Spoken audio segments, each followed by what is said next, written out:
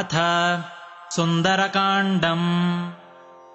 रामाय शाश्वतसुविस्तृतषड्गुणाय सर्वेश्वराय बलवीर्यमहार्णवाय नत्वालिलङ्घयिषुरर्णवमुत्पपात निष्पीड्यतं गिरिवरं पवनस्य सूनुः। चुक्षोभवारिधिरनुप्रययौ च शीघ्रम् यादो गणैः सह तदीयबलाभिकृष्टः। वृक्षाश्च पर्वतगताः पवनेन पूर्वम् क्षिप्तोर्णवे गिरिरुदागमदस्य हेतोः। श्यालोहरस्य गिरिपक्षविनाशकाले क्षिप्तोर्णवे समरुतोर्वरितात्मपक्षः। हैमो गिरिः पवनजस्य तु विश्रमार्थम् उद्भिद्य वारिधिमवर्धदनेकसानुः। नैवात्र विश्रमणमैच्छद विश्रमोऽसौ निःसीमपौरुषबलस्य कुतः श्रमोऽस्य। आश्लिष्य पर्वतवरं सददर्श गच्छन् देवैस्तु नागजननीं प्रहितां वरेण। जिज्ञासुभिर्निजबलं तव भक्ष्यमेतु यद्यत्त्वमिच्छसि तदित्यमरोदितायाः। हास्यं प्रविश्य सपदि प्रविनिसृतोऽस्मात् देवाननन्दयदुतः स्मृतमेषु रक्षन्। दृष्ट्वा सुरप्रणयितां बलमस्य चोग्रम् देवाः प्रतुष्टुवुरमुं सुमनोभिवृष्ट्या। तैरादृतः पुनरसौ वियतैव गच्छन् छायाग्रहं प्रति ददर्श च सिंहिकाख्यम्। लङ्कावनाय सकलस्य च निग्रहे स्याः सामर्थ्यमप्रतिहतं प्रददौ विधाता। छायामवाक्षिपदसौ पवनात्मजस्य सोऽस्याः शरीरमनुविश्य बिभेद चाशु। निःसीममात्मबलमित्यनुदर्शयानो हत्वैव तामपि विधातृवराभिगुप्ताम्। लम्बे सलम्बशिखरे निपपातलङ्का प्राकाररूपकगिरावथ सञ्चुकोच। भूत्वा बिडालसमितो निशितां पुरीं च प्राप्स्यन् ददर्श निजरूपवतीं सलङ्काम्। रुद्धो नयाश्वथ विजित्य च तां स्वमुष्टि पिष्टान्तयानुमत एव विवेश लङ्काम्। मार्गमाणो बहिश्चान्तः सोऽशोकवनिकातले ददर्श शिंशुपा वृक्षमूलस्थितरमाकृतिम्। नरलोकविडम्बस्य जानन् रामस्य हृद्गतम् तस्य चेष्टानुसारेण कृत्वा चेष्टाश्च संविदम्। तादृक्चेष्टा समेताया अङ्गुलीयमदात्ततः सीताया यानि चैवासन्नाकृतेस्तानि सर्वशः। भूषणानि द्विधा भूत्वा तान्येवासंस्तथैव च। अथ चूडामणिं दिव्यं दातुं रामाय सा ददौ। यद्यप्येतन्न पश्यन्ति निशाचरगणास्तु ते द्युलोकचारिणः सर्वे पश्यन्त्रिषय एव च। तेषां विडम्बनायैव दैत्यानां वञ्चनाय च पश्यतां कलिमुख्यानां विडम्बोऽयं कृतो भवेत्। कृत्वा कार्यमिदं सर्वं विशङ्कः पवनात्मजः आत्माविष्करणे चित्तं चक्रे मतिमतां वरः। अथ वनमखिलं तद्रावणस्यावलुम्प्य क्षितिरुहमिममेकं वर्जयित्वाशु वीरः। रजनिचरविनाशं काङ्क्षमाणोऽतिवेलम् मुहुरतिरवनादितोरणं चारुरोह।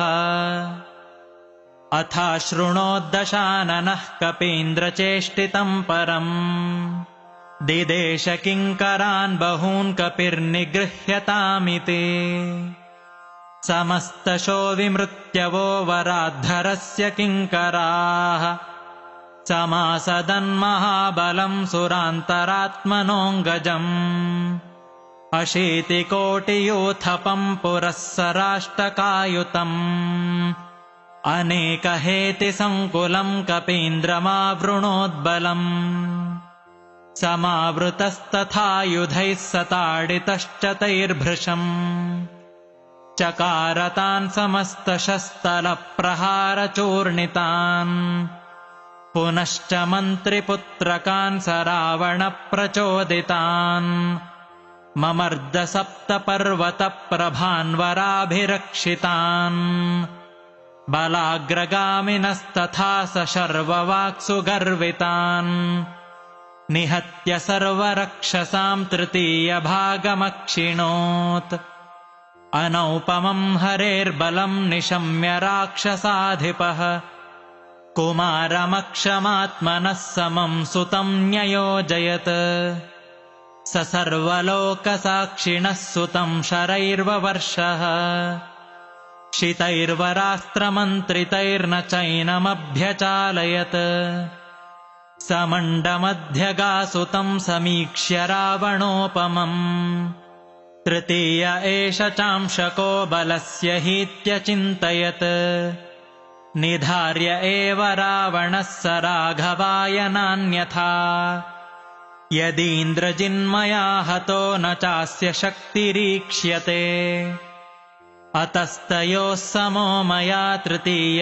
एष हन्यते विचार्य चैवमाशुतम् पदोः प्रगृह्य पुप्लुवे स चक्रवद्भ्रमातुरम् विधाय रावणात्मजम् अपोथयद्धरातले क्षणेन मारुते तनुः विचूर्णिते धरातले निजे सुते स रावणः निशम्य शोकतापितस्तदग्रजम् समादिशत् अथेन्द्रजिन्महाशरैर्वरास्त्रसम्प्रयोजितैः ततक्षवानरोत्तमम् न चाशकद्विचालने अथास्त्रमुत्तमम् विधेर्युयोज सर्वदुःसहम् स तेन ताडितो हरिर्व्यचिन्तयन्निराकुलः मया वराविलङ्घिता ह्यनेकशः स्वयम्भुवः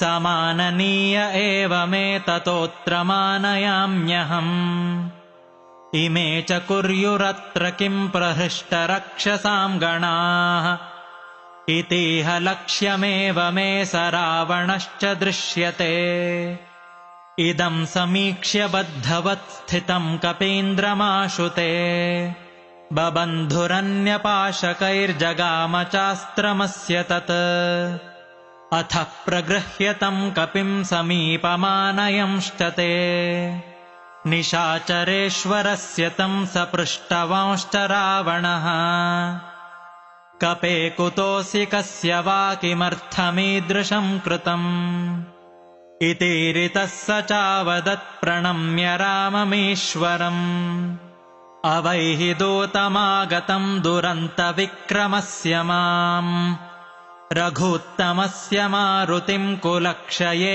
तवेश्वरम् न चेत्प्रदास्यसि त्वरन् रघूत्तमप्रियाम् तदा स पुत्रमित्रबान्धवो विनाशमाशु यास्यसि न रामबाणधारणे क्षमाः सुरेश्वरा अपि विरिञ्च शर्वपूर्वकाः किमुत्वमल्पसारकः प्रकोपितस्य तस्य कः पुरस्थितौ क्षमो भवेत् सुरासुरोरगादिके जगत्यचिन्त्यकर्मणः इतीरिते वधोद्यतम् न्यवारयद्विभीषणः स पुच्छदाह कर्मणि न्ययोजयन्निशाचरान् अथास्य वस्त्रसञ्चयैः पिधाय पुच्छमग्नये ददुर्ददाहनास्य तन्मरुत्सखो हुताशनः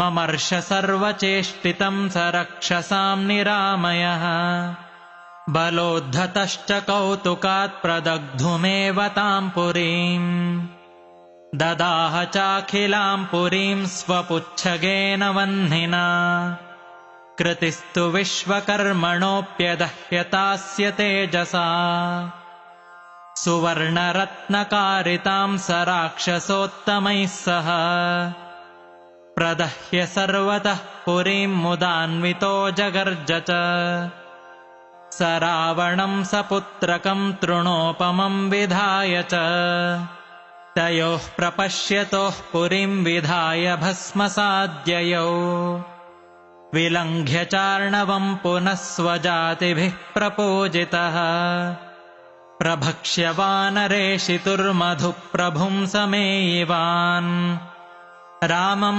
सुरेश्वरमगण्यगुणाभिरामम् सम्प्राप्य सर्वकपिवीरवरैः समेतः चूडामणिं पवनजः पदयोर्निधाय सर्वाङ्गकैः प्रणतिमस्य चकार भक्त्या रामोऽपि नान्यदनुदातुममुष्य योग्यम् अत्यन्तभक्तिभरितस्य विलक्ष्य किञ्चित् स्वात्मप्रदानमधिकं पवनात्मजस्य कुर्वन् समाश्लिषदमुं परमाभितुष्टः इति श्रीमदानन्दतीर्थभगवत्पादाचार्यविरचिते श्रीमन्महाभारततात्पर्यनिर्णये 7मोऽध्यायः।